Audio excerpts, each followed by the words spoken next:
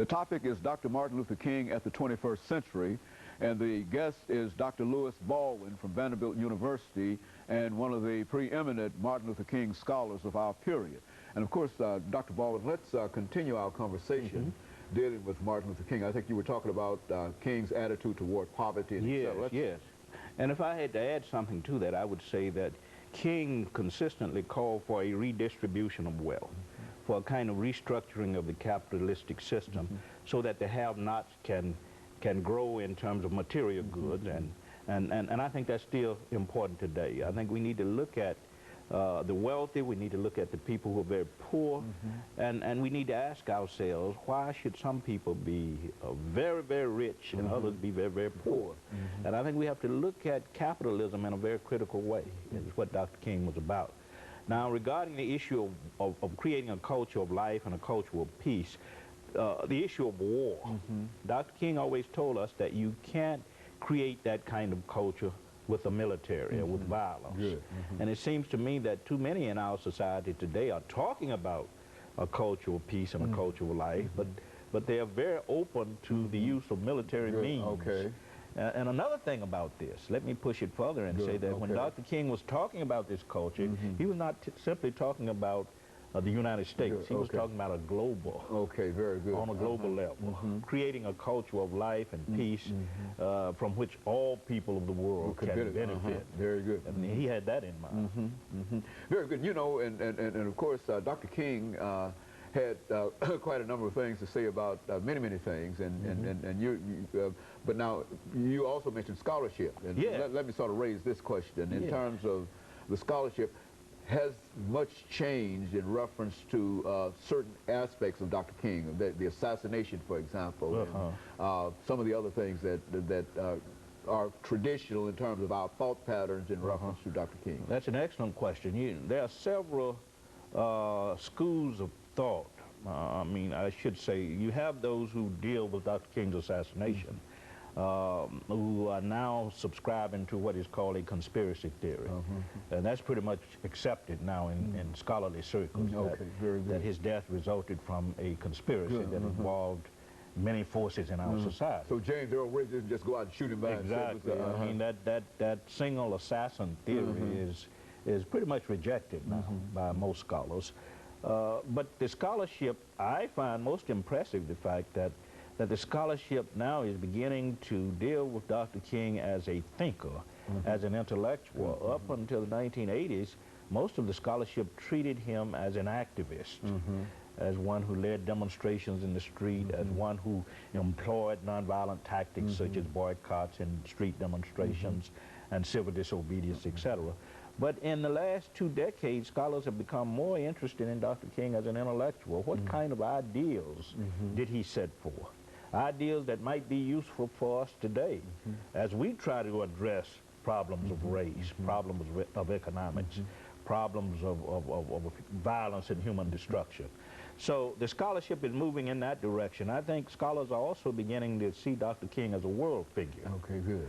And I think that's important because for too long we limited him to the American context. Almost to the South. That's right, and seeing him as a Southern black leader, as an American Gandhi. But now scholars are looking at his impact on liberation movements around the world, in South Africa, Vietnam, India, Africa, and how he has influenced liberation movements worldwide, how he has inspired people. I don't think it's an accident that in over 100 countries today, Dr. King's birthday is recognized or celebrated. And that's really puts him in a very unique place in history, because even presidents of the United States don't have that kind of recognition.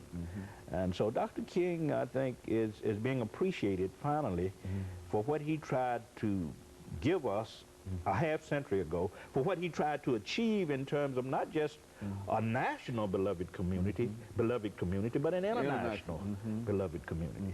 And so King still, the whole career will still have a tremendous impact upon whatever we do having to do with human relations. Exactly. There's no question about it. We hear the song "We Shall Overcome" all the time. Women who are interested in women liberation sing that song. the anti-war protest in Crawford, Texas recently. The song "We Shall Overcome" was heard.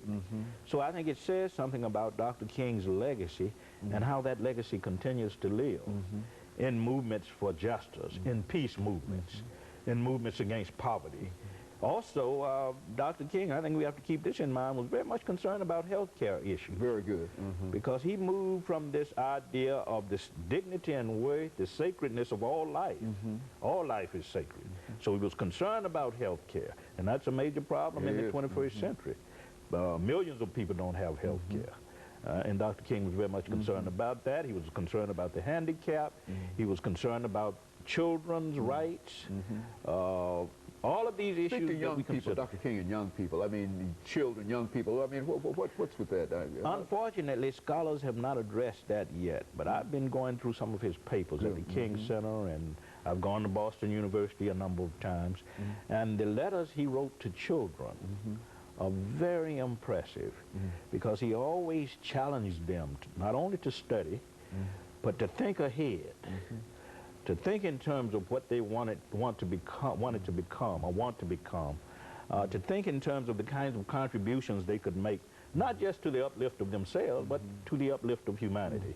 Now, interestingly enough, about 10, 15 years ago, the King Center did publish a major manual on how to teach Dr. King's principles to children.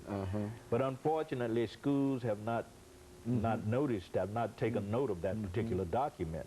It's a very, very important document that gives guidelines for teaching children nonviolent principles from kindergarten up to grade 12. So there's already a plan that has already been laid out by Dr. King in terms of how that can be done. It's not being used, and I think given the levels of violence in our society and in our world, we're going to have to start looking at documents like this and looking at Dr. King's life and his teachings and to sort of determine the meaningfulness of those teachings for us today, because there's a certain timelessness about the concerns that Dr. King raised with respect to violence and human destruction. You know, that's why we always return to that 1997 interview, that no matter when you listen to that, you can listen to it in 2005. It still seems as if it was done yesterday, primarily because of that timelessness that you're talking about. Exactly. And of course, Dr. Ball, we're going to have to take our second commercial break, and after which we'll come back and give you an opportunity to close us out for today.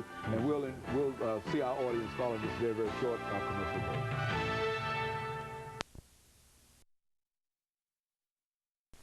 The topic is